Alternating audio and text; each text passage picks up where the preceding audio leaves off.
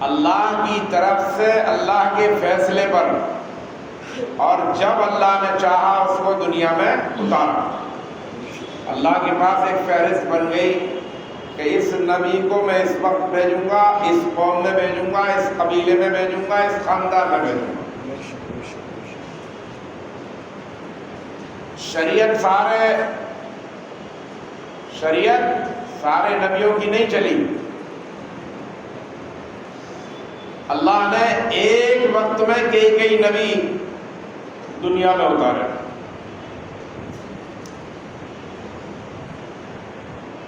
اتارنے کا مطلب وہ اتارنا نہیں کہ ڈائریکٹ آسمان سے نیچے زمین میں پھینک دیا ہو، زمین پر اتار دیا ہو۔ علاوہ آدم علیہ السلام کے، کہ آدم علیہ السلام کو اللہ پاک نے جب جنت سے باہر کیا، آدم علیہ السلام کو اللہ نے جب جنت سے باہر کیا، ناراضگی کا اظہار کرتے ہوئے، وہ مصلحت خداوندی تھی کہ دنیا کے نظام میں اللہ نے ایک مخلوق کا اضافہ کرنا تھا، انسان کو بنانا تھا۔ آپ کو معلوم ہے جو ابھی آیت پڑھی میں نے، اس پر جب اللہ نے فرشتوں سے کہا کہ میں زمین پر ایک ایسی مخلوق پیدا کروں گا کہ میں ان میں اپنا نائب، اپنا خلیفہ بناؤں گا، اور وہ میری احکام کو میرے بندوں تک اسی طرح پہنچائیں گے جس طرح میں ان کو حکم دوں گا۔ فرشتوں نے کہا کہ اللہ پاک دنیا میں آپ ایسی مخلوق کو پیدا کریں گے جو اس زمین پر قتل و غارت گری کرے گی، فساد کرے گی، ایک دوسرے کے دشمن بنیں گے۔ یہ فرشتوں کا خدشہ تھا اس بات کا، اور وہ خدشہ ان کا بالکل صحیح نظر آ رہا۔ دنیا کا سب سے بڑا قاتل کون ہے؟ دنیا کا سب سے بڑا قاتل کون ہے؟ آدم علیہ السلام کے بیٹوں میں سے، آدم علیہ السلام کے بیٹوں میں سے۔ اب جتنے بھی رہتی دنیا تک قتل ہوں گے، چاہے وہ زہر کھلا کر ہو، یا پتھر مار کر ہو، یا چھرا گھونپ کر ہو، پیٹھ میں خنجر گھونپ کر ہو، یا کسی بھالے سے ہو، یا گلا دبا کر، یا آج اس وقت دور نہیں تھا لیکن آج دور ہے، میزائل کا دور ہے، بم کا دور ہے، ریوالور کا دور ہے، بندوق کا دور ہے، رائفل کا دور ہے۔ کسی بھی طرح سے، کسی بھی آلہ کار سے انسان کو مارا گیا ہو وہ قتل ہے۔ وہ ایک الگ بات ہے کہ انسان کو جس کو مارا گیا ہے اگر ایمان والا ہے، ناحق اس کا قتل کیا گیا ہے تو اس کو شہادت کا مرتبہ نصیب ہوگا، وہ ایک علیحدہ مسئلہ۔ اللہ تبارک و تعالیٰ نے اپنے پیغام کو عام کرنے کے لیے اپنے بندوں کو دنیا میں پیدا کیا۔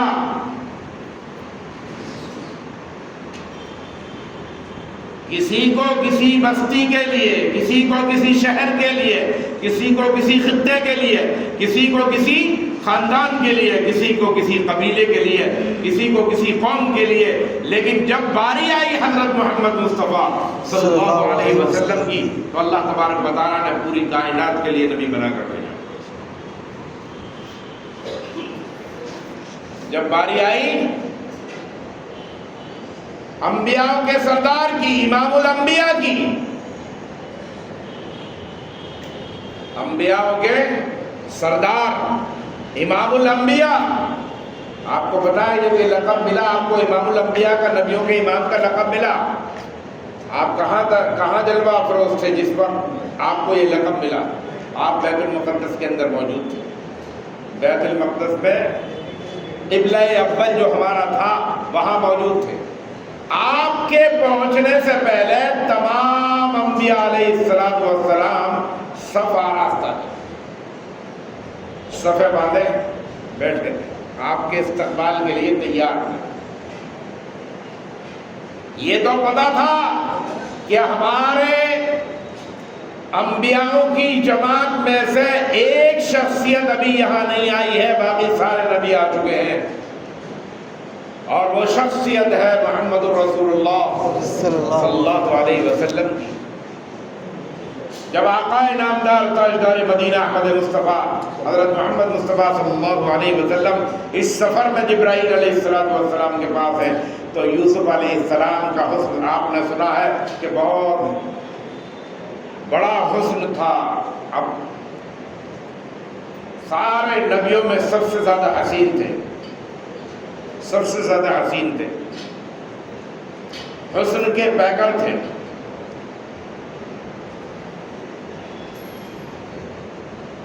لیکن وہ حسن یوسف جو تمام انبیاء پر اس وقت فوقیت رکھتا تھا, لیکن جب میرے اور آپ کے آقا جناب محمد رسول اللہ صلی اللہ علیہ وسلم تشریف لائے تو یوسف علیہ السلام بھی آپ کے دیدار کر کے دنگ رہ گئے.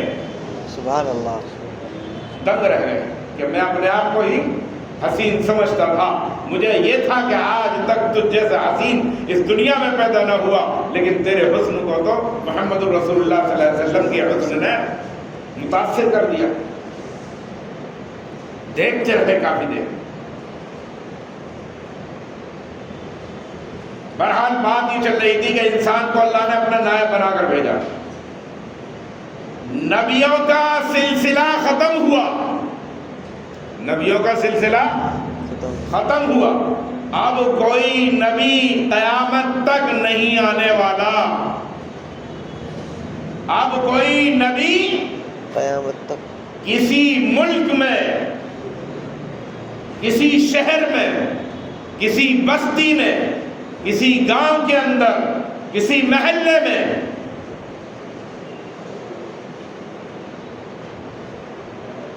چاہے عرب ممالک ہو یا عجم ہو, کہیں بھی کسی بھی طرح اب کوئی نبی پیدا ہونے والا نہیں ہے. کیونکہ نبی آخر الزمان, محسن انسانیت, امام الانبیاء, محبوب کبریا, آقا نامدار تاجدار مدینہ احمد مصطفیٰ حضرت محمد مصطفیٰ صلی اللہ علیہ وسلم کی ذات عالی پر نبوت کا سلسلہ بند ہو گیا. آخری نبی, ختم الرسل, آخری رسول اور آخری نبی محمد صلی اللہ علیہ وسلم. اب ان کے بعد کوئی نبی نہیں آئے گا اگر دنیا, کیونکہ دنیا میں فساد برابر ہوتے رہیں گے, فساد تو برابر برپا رہیں گے, اس لیے کہ شیطان لعین نے میرے اور آپ کے خالق اور سارے جہان کے خالق و مالک سے وہیں پر کہہ دیا تھا جہاں جرا کی تھی اس نے کہ میں دنیا میں فساد پھیلاؤں گا, آپس میں لڑاؤں گا, ایک دوسرے کا ادب احترام لوگوں کے دلوں سے نکالوں گا, ایک دوسرے کے خون کے پیاسے بن جائیں گے, عزت کے پیاسے بن جائیں گے, ایک دوسرے کا مال ہڑپیں گے. میں سود کی وبا کو عام کروں گا, میں سود کی وبا کو عام کروں گا, اور وہ ہر عمل کرواؤں گا اس انسان سے جس انسان کی وجہ سے مجھے ران درگاہ کیا گیا, مجھے ہمیشہ کے لیے لعنت کا طور پہنا دیا گیا. میں اس انسان کا, میرا یہ ازلی دشمن ہے, اس کو کبھی نہیں چھوڑوں گا. پتہ ہے میرے رب نے کیا بات کہی؟ جب ابلیس نے یہ دعویٰ ٹھوکا کہ میں انسان کو تیرے راستے سے ہٹا کر گمراہی کے راستے پر لے جاؤں گا, قتل و غارت گری ان میں آپس میں کراؤں گا, نفرتیں ان کے اندر ڈالوں گا, عداوتیں ان کے اندر پیدا کروں گا, تمام تر باتیں اس نے کی, دعوے پیش کیے.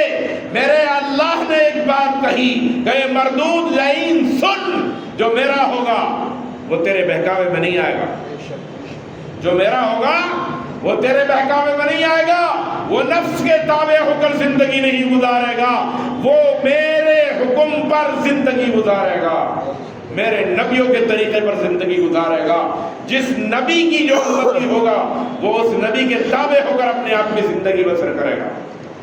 میں کبھی ایسا نہیں ہونے دوں گا، اور میں اس کو ثابت قدم رکھوں گا جو میرا ہے، وہ تیرے بہکامے میں کہیں سے کہیں تک نہیں آنے والا۔ اور بالفرض اگر انسان ہے، اگر آ بھی گیا، لیکن جب اس کو احساس ہوگا کہ تو نے یہ غلطی کی ہے، تجھے نہیں کرنی چاہیے تھی، اور میری طرف پلٹ کر آئے گا، سچے دل سے مجھ سے معافی طلب کرے گا، میں اسے ایسا کر دوں گا جیسے آج ہی اپنی ماں کے پیٹ سے پیدا ہوا۔ سبحان اللہ، اللہ اکبر۔ بڑا غفور رحیم ہے، ارحم الراحمین ہے۔ اللہ جیسا رحم کرنے والا، اللہ جیسا بخشنے والا کوئی دوسرا ہے؟ نہیں ہے کوئی دوسرا؟ دنیا کے تمام معبودوں کو ایک طرف کر دو اور میرے رب کے اشارے پر وہ سارے کے سارے معبود جو ہم نے بنائے، ہمارے لوگوں نے بنائے، ایک سیکنڈ میں خاک ہو جائے، سیکنڈ بھی نہیں لگے گا۔ اور اللہ کا جلوہ پہلے سے تھا اور رہے گا، کبھی ختم نہیں ہونے والا۔ اللہ کا جلوہ، اس کی شان، اس کی عظمت وراء الورا ہے، ہمیشہ سے تھی اور ہمیشہ رہے گی۔ جنتی لوگوں سے اللہ فرمائے گا کہ میرے بندے، میں نے تمہارا جنت میں داخلہ طے کر دیا اور اب تم جنت میں آ گئے، یہ بتاؤ کہ تم مجھ سے راضی ہو، خوش ہو تم میری دی ہوئی نعمتوں پر؟ بندے کہیں گے کہ نہیں یار، اب ہم خوش نہیں۔ ارے جس جنت کے تم طلبگار تھے، جس جنت کے لیے تم نے تہجد پڑھی تھی، جس جنت کو حاصل کرنے کے لیے تم نے کار خیر انجام دیے تھے، جس جنت کو حاصل کرنے کے لیے تم نے اپنی انا کو فنا کیا تھا، جس جنت کو حاصل کرنے کے لیے تم نے اپنے وجود کو وجود نہیں سمجھا، بلکہ میرے حکم کے آگے، میرے نبی کے طریقے پر میرے آگے تم جھکے رہے، میری اطاعت کرتے رہے، مجھ سے کبھی بھی تم نے رخ اپنا نہیں موڑا، تو آج جب میں نے تمہیں جنت میں یہ اعزاز بخش دیا کہ جنت میں داخلہ تمہارا طے کر دیا اور جنت میں تمہیں حاصل ہو بھی گئی، تو اور جنت کے اندر یہ تو دیکھو کتنی کیسی نعمتیں ہیں، ایسی نعمتیں میں نے تمہیں جنت میں بخشی ہیں جس کا تم نے دنیا میں وہم و گمان بھی نہ ہو، آج وہ میں تمہیں عطا کر دیا ہے، آج وہ میں عطا کر رہا ہوں۔ میں نے وہ نعمتیں تمہیں دی ہیں جو تم ساری زندگی تم دنیا میں گزاری تھی، اس وقت بھی تمہارے خیال میں نہیں آئی تھی۔ اچھا یہ بتاؤ کہ چاہتے کیا ہو؟ اچھا یہ بتاؤ کیا چاہتے ہو؟ کیسے خوش ہوگے؟ یا اللہ جس جنت میں تیرا دیدار نہ ہو وہ پھر جنت ہی کیا؟ یا اللہ جس جنت میں تیرا دیدار نہ ہو وہ جنت ہی کیا؟ جب تک آپ کا دیدار نہیں کر لیں گے تب تک ہمیں چین و سکون نہیں آئے، پھر سمجھیں گے کہ ہم واقعی کامیاب ہو گئے۔ اللہ تبارک و تعالیٰ میرے محترم بزرگوں دوستوں اپنا دیدار کرائیں گے انسانوں، ان نیک جناتوں کو جن کو اللہ نے جنت میں داخلہ طے کر دیا، جنت میں داخل فرما دیا، اور اس کے بعد جب رب کا اپنے دیدار ہو جائے گا پھر کسی قسم کی لوگوں میں حسرت باقی نہ رہے گی، لوگوں میں حسرت باقی نہیں رہے گی، نہ کوئی خواہش رہے گی، نہ کوئی غم رہے گا، نہ کوئی اجابت رہے گی، نہ کوئی حاجت، نہ کوئی طلب کسی قسم کی رہے گی۔ اب تو جو بھی کچھ ہے وہ میرے رب کے اور میرے آقا جناب محمد الرسول اللہ، میرے رب کے فضل سے اور آقا انعامدار تاجدار مدینہ احمد مصطفیٰ حضرت محمد مصطفیٰ صلی اللہ علیہ وسلم کی جوتیوں کے صدقے میں، آپ کی جوتیوں کے صدقے میں،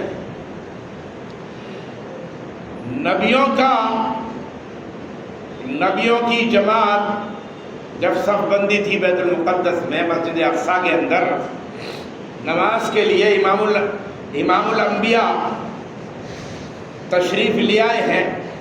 آپ کی تشریف آوری سے پہلے وہ میں نے حسن یوسف علیہ السلام کا بتایا، اس کے علاوہ ایک ذکر اور تھا کہ آدم علیہ السلام ساری انسانیت کے باپ ہیں، یہ سب سے پہلے نبی ہیں. آج یہاں پر اس مصلی پر یہ نماز پڑھائیں گے. کوئی کہتا تھا کہ یوسف علیہ السلام، کوئی کہتا تھا ابراہیم علیہ السلام، کوئی کہتا تھا اسحاق علیہ السلام، کوئی کہتا تھا اسماعیل ذبیح اللہ، کوئی کہتا ہے عیسیٰ روح اللہ، کوئی کسی نبی کا داؤد خلیفۃ اللہ، کوئی کسی نبی کا نام لے رہا ہے، کوئی کسی نبی کا. لیکن کہا جبرائیل علیہ السلام نے یہاں کسی کا کوئی منصب نہیں چلے گا، یہاں تم نبی ہو. اللہ نے اس لیے جمع کیا ہے کہ تم میرے آقا، تم میرے محبوب جناب محمد الرسول اللہ صلی اللہ علیہ وسلم کی تقلید میں آج نماز ادا کرو، ان کی امامت میں آج نماز ادا کرو.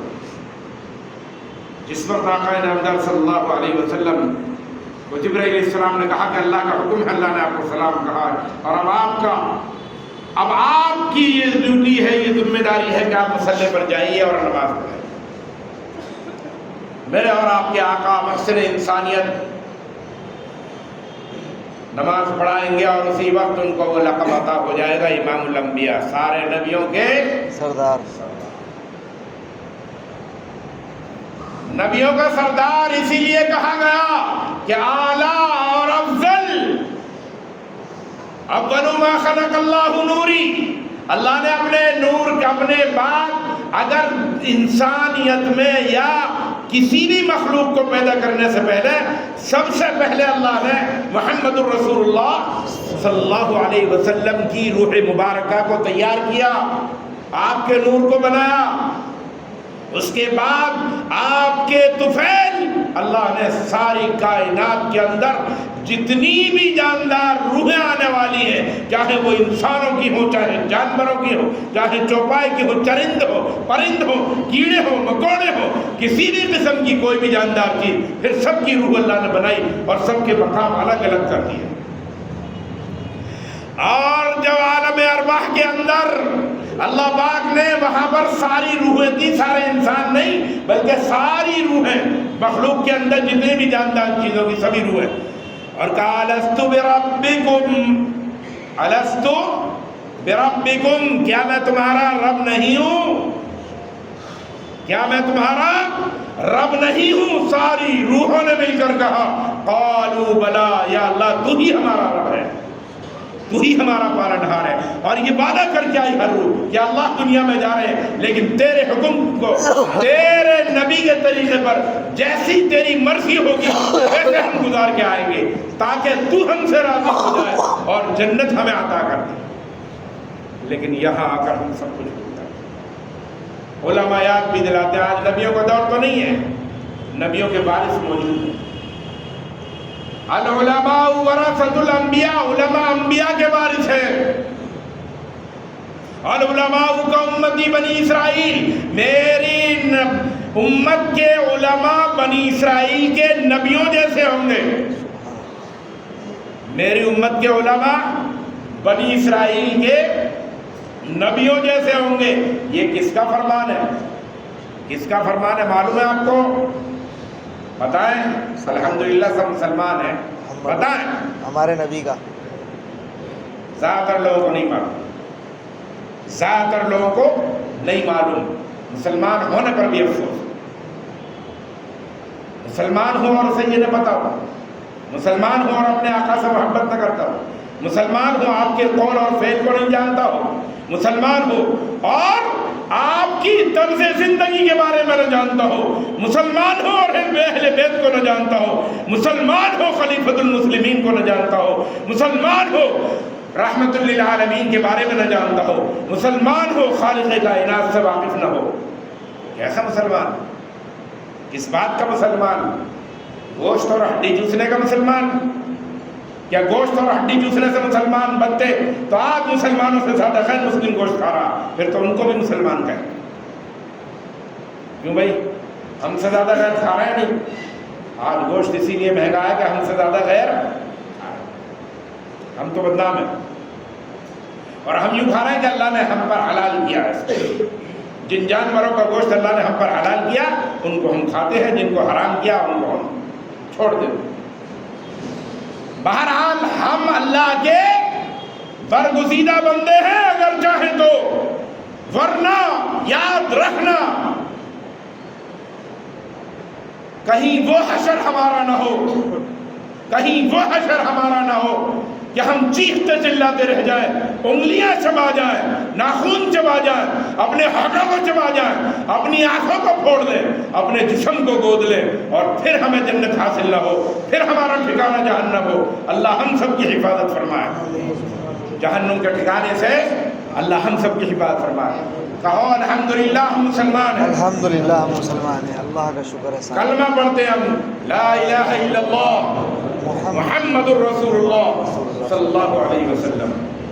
نمازی بنیں گے انشاءاللہ، انشاءاللہ حق کا پیغام جتنا ہم تک پہنچتا ہے جان جاتے ہیں دوسروں تک پہنچائیں گے، انشاءاللہ برائیوں سے خود بھی رکیں گے اور دوسروں کو بھی اس قصے روکنے کی کوشش کریں گے، اور سود جیسی لعنت کو پوری امت مسلمہ سے مٹانے کا عزم کریں گے انشاءاللہ، اور پوری کوشش کریں گے کہ سود جیسی لعنت کو ہم ایک طرف پھینک دیں، پھر دیکھیں خیر کا معاملہ کہ اللہ کی طرف سے رحمت کا نزول کس طرح ہوتا ہے۔ اللہ پاک مجھے اور آپ کو صحیح معنی میں آقائے مدنی جناب محمد رسول اللہ صلی اللہ علیہ وسلم کی اتباع نصیب فرمائے، اللہ ہم سب کو اپنی رضا نصیب فرما دے۔ وآخر دعوانا الحمدللہ۔